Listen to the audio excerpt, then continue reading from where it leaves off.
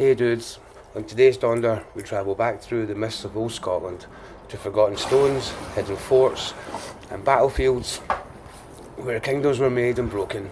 Most folk drive right past these places without ever knowing the stories buried beneath their feet, but today we're going looking.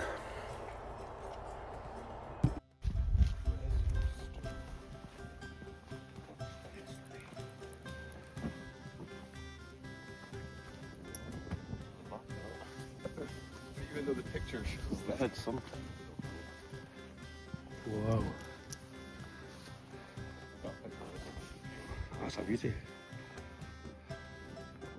Wow.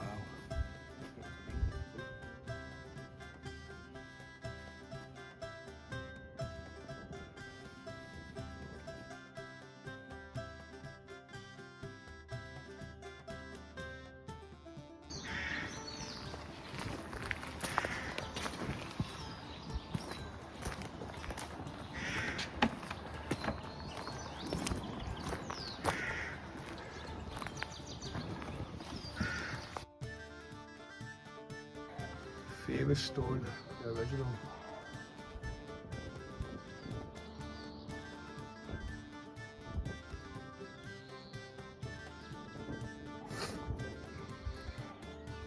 First signs of Christianity seeping in.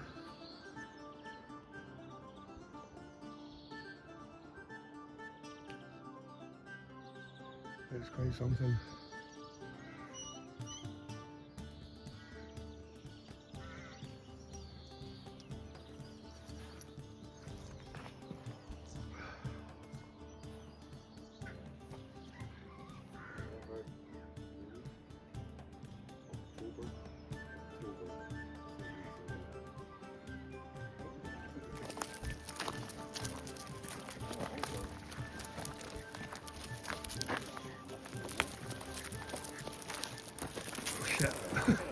From the roadside, Finavon Hill barely looks like much at first.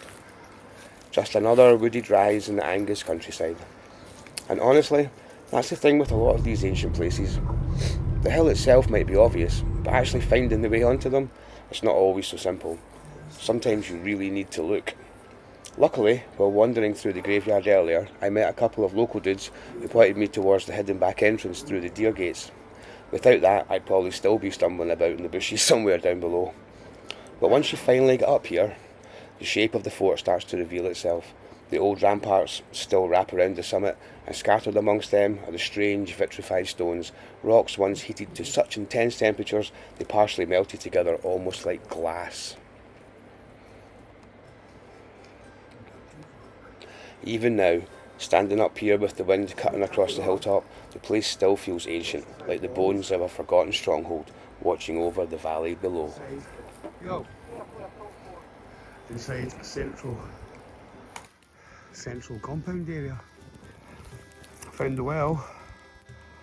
This would have been full of water once, a long time ago.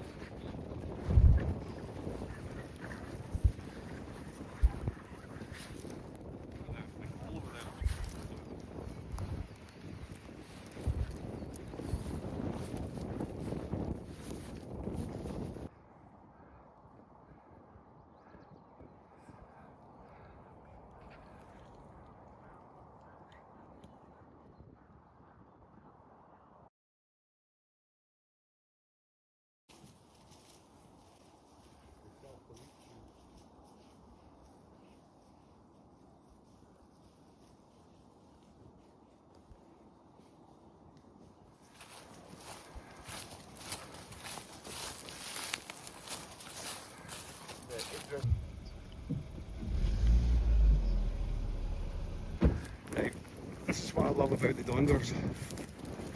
We're heading off to Dunnichen, and then right here in this field, right in the middle, nowhere, this random bad boy. Look at this.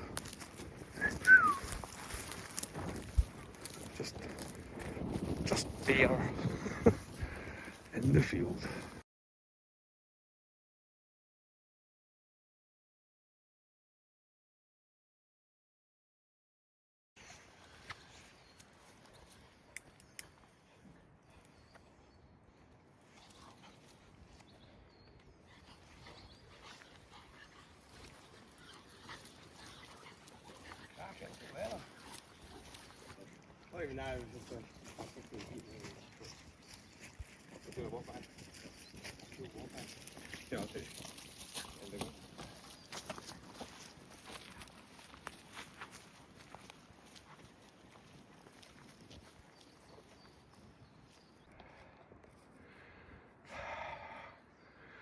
Where did all their buildings go from the hill fort?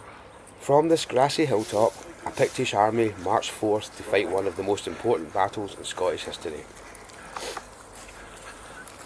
Down there, somewhere across those fields, the Battle of Dunnichen or Nechtansmere took place. A fight that changed the fate of an entire nation. In 685 AD, the Picts met the Northumbrian army here. The Northumbrians were powerful, expanding north, pushing deeper into Pictish lands. But here, somehow, the advance stopped. King Egfrith of Northumbria was killed. The Picts, led by King Brede, shattered the invading force. And after that, the north was never truly conquered. And standing nearby at Aberlemno, sculpture stones or ancient Pictish stone carving, including one that could even depict the very battle itself. The strange thing is, nobody knows exactly where the battle happened. Some say around Dunnichen Hill, others point towards the old marshes and low ground nearby. The landscape has changed over centuries, drained fields where there were once wetlands and lochs. But somewhere out there, beneath quiet farmland and Scottish skies, history turned. Wouldn't it be a Daunder about rain? Here it comes.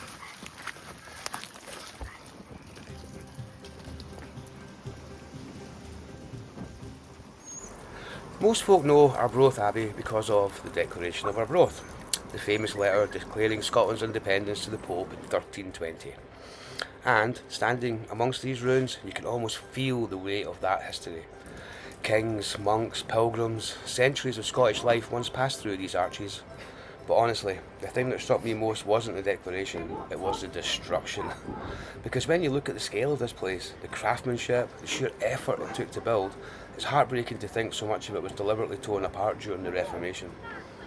Now, you can't judge the past by modern standards. History doesn't work like that. The people destroying places like this believed they had reasons, religious, political, personal. There was anger there, vengeance too. But still, standing here now, it's hard not to wonder how anybody could look at something this beautiful and not want to preserve it, or repurpose it, the way so many other old buildings across Scotland survived by becoming homes, castles, churches, even farm buildings. Instead, much of it was left to ruin. And yet, somehow, even broken, this place still feels powerful.